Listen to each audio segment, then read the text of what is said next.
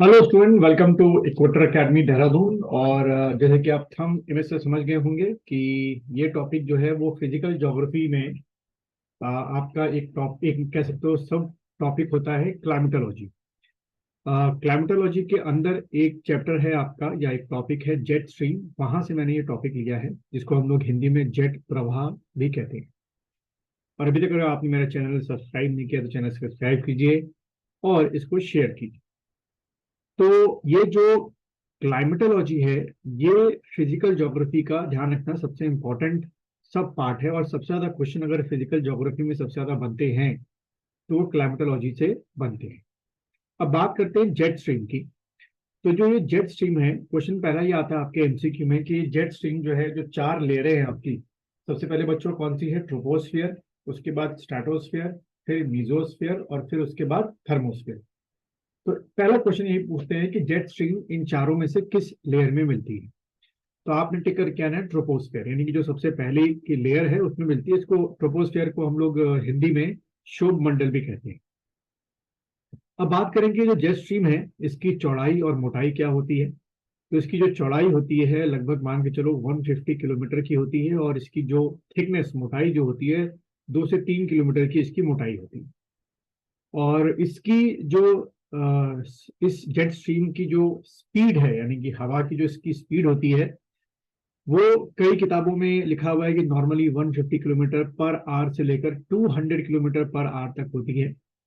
लेकिन इसके अगर आप कोर में जाएं, जेट स्ट्रीम के बिल्कुल कोर में जाए, तो वहां पे जो इसकी स्पीड होती है विंड की, वो लगभग 320 किलोमीटर पर आवर से लेकर 480 किलोमीटर पर आवर तक होती है। तो स्पेसिफिक आपको एग्जामिनर जो है पूछेगा कि बाहर की स्पीड कितनी होती है या जेट स्ट्रीम के कोर की स्पीड क्या होती है, तब आप ये आंसर में टिक करके आएंगे 320 किलोमीटर से लेकर 380 किलोमीटर।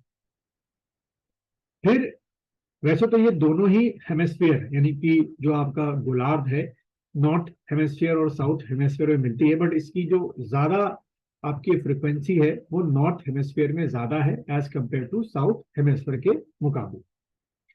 अब बात करें कि ये जो जेट स्ट्रीम्स होती हैं, ये कितने प्रकार की होती हैं। तो मुख्यतः जो देखा गया है कि लगभग 4 प्रकार की आपकी जो जेट स्ट्रीम है, there are 4 types of jet streams. ठीक है, 4 तरीके की आपकी जेट स्ट्रीम्स होती हैं। अब वो 4 तरीके की जेट स्ट्रीम में किस किस तरीके से उसको बांटा गया है, तो वो बांटा गया है on the basis of what, आपका लैटिट्यूड। ठीक है, लैटिट्यूड आप लोगों ने जहां से भी आप पढ़ रहे होंगे कोचिंग अपनी या ऑनलाइन कोचिंग कर रहे होंगे, आपको लैटिट्यूड लॉन्गिट्यूड में डिफरेंस बता दिया गया होगा और उस हिसाब से आप प्रिपरेशन कर रहे होंगे। तो लैटिट्यूड के डिफरेंस के बेसिस पर जो है आपकी ये जेट स्ट्रीम्स होती हैं। सबसे पहले आप मान चलें, जो फर्स्ट तरीके की जेट स्ट्रीम होती है वो आपकी 60 डिग्री नॉर्थ लैटिट्यूड से शुरू करते हुए पूरा नॉर्थ पोल तक जाएगी। और ऐसे ही साउथ हेमेस्फेयर में 60 डिग्री साउथ हेमेस्फेयर से शुरू करते हुए पूरा साउथ पोल तक जाएगी। ठीक है, तो पहली जेट स्ट्रीम इस लैटिट्यूड के बीच में मिलती है।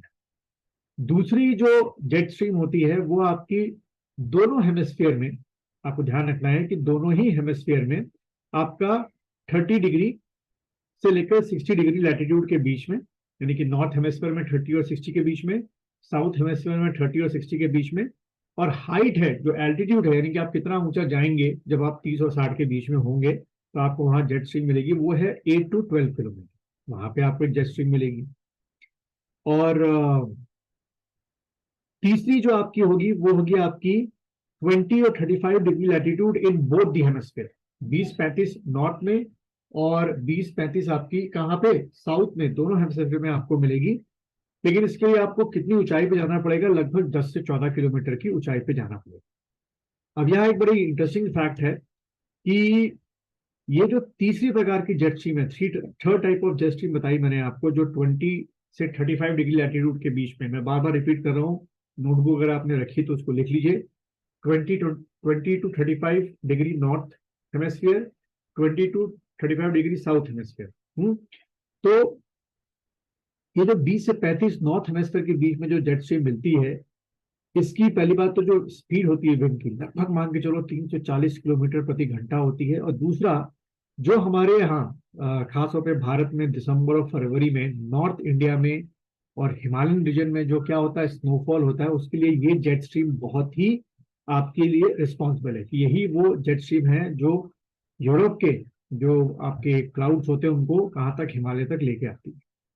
और जो फोर्थ टाइप की जेट स्ट्रीम है वो आपकी कहाँ, क्या कहते हैं, भारत और अफ्रीका के खास तौर से ऊपर होती है, लगभग 14 से 16 किलोमीटर की ऊंचाई पर। और ये कई हद तक जो चौथी प्रकार की जेट स्ट्रीम है, मॉनसून के क्लाउड्स को भी लाने के लिए रिस्पॉन्सिबल होती है। तो ये था एक छोटा सा इंट्रोडक्शन। जितने भी क्वेश्चन अगर आएंगे तो इन्हीं फैक्ट से आपके आएंगे जेट स्ट्रीम के बारे में। ऐसी बड़े मजेदार लेक्चर्स जो है मैंने अपने ऐप पे बना रखे हैं। अगर आप कोर्स परचेज करेंगे तो आपको सारी चीजें इस तरीके के छोटे छोटे वीडियो करके सारे जो टॉपिक्स है वो हमने कवर अप कर रखा है।